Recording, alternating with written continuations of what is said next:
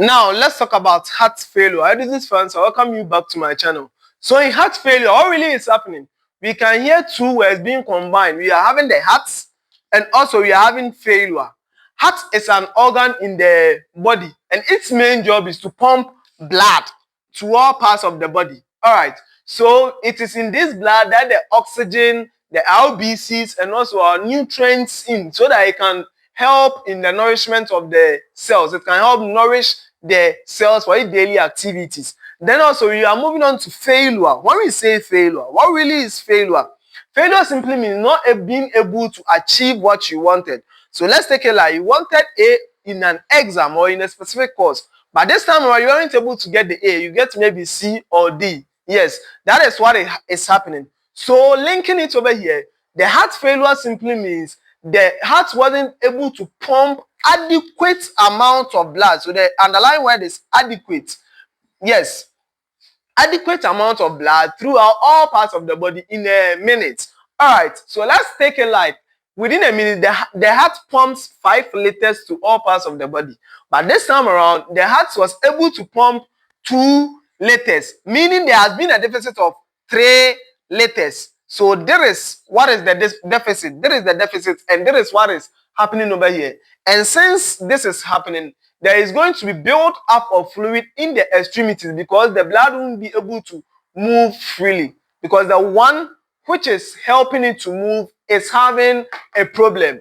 All right, we know the heart muscles helps in contraction and also relaxing. Then also the blood moves through the veins. So if anything happens to the muscles as well as the blood vessels, it can predispose the patient to getting this condition and also some other conditions. So we are moving on to the causes. Some of these causes you can have HPT, hypertension, whereby with hypertension it is high blood pressure. All right, the pressure that the heart needs to pump blood has become has surged up.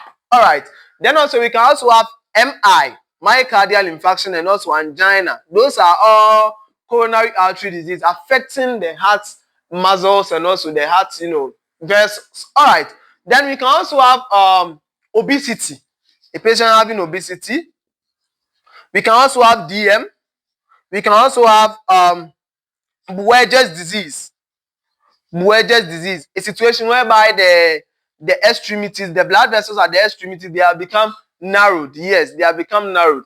Yes, and also we can also have other congenital disease which predispose the patient in getting this condition.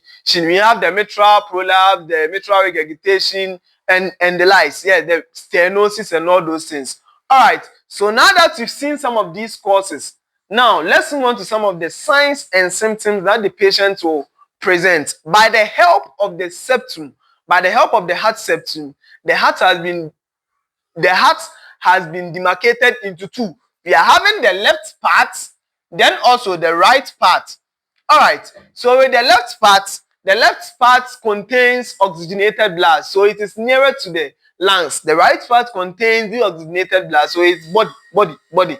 All right. So if a patient is having left-sided heart failure, meaning that there is going to build up of fluid in the left side of the heart, then the signs and symptoms the patient will present will correspond to the respiratory condition. So examples like hemoptysis,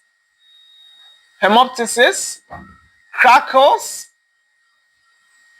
There is going to be orthopnea or dyspnea. All these things are signs and symptoms of left-sided heart failure in relation to the respiratory system because it is closer to the respiratory system. But with the right-sided heart failure, we are having the general one. So we can have anorexia. The patient will say, I don't feel like eating. There is going to be edema at the extremities. We've already explained it. There is going to be weight gain. So there is going to be weight gain. Then also there is going to be hepatomegaly, splenomegaly, all these things because there is the blood isn't flowing freely because the heart is diseased or something has happened to the heart. Now that you've seen this thing, let's move on to what will be some of the treatment modalities for this patient. How are we going to treat this patient? Yes, So in the treatment modalities, we do something called pharmacological therapy. That means we are going to give the patient drugs. And with this pharmacological therapy, you need to monitor the patient really well. So we give drugs that will help the heart muscles to contract really well. And we call it inotropes, inotropic drugs, inotropic drugs. An example is digoxin. We can also give calcium channel blockers. We can also give potassium channel blockers, K+ blockers. Then also we can also give beta blockers. So all these things limit the workload of the heart, because if the body isn't getting enough oxygenated blood, it puts pressure on the heart. But this time around, the heart is already diseased, so we give these kind of drugs just to limit the workload of the heart. Then also we can have diuretics, because there is going to build up of fluid in the body. An example, we have Lexis, that is furosemide. All right, so we move on to our nursing management. That is our non-pharmacological management. What are you going to do for the patient apart from giving drugs? All right.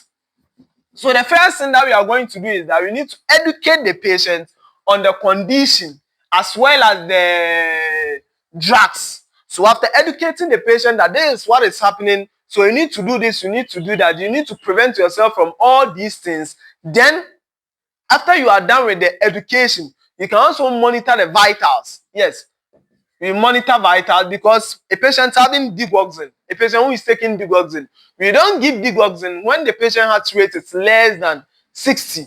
Yes, we don't give digoxin when the patient's heart rate is less than 60, because digoxin lowers the heart rate. So you need to tell the patient all these things. Then also you need to tell the patient to rest in between periods. Prolonged standing is prohibited.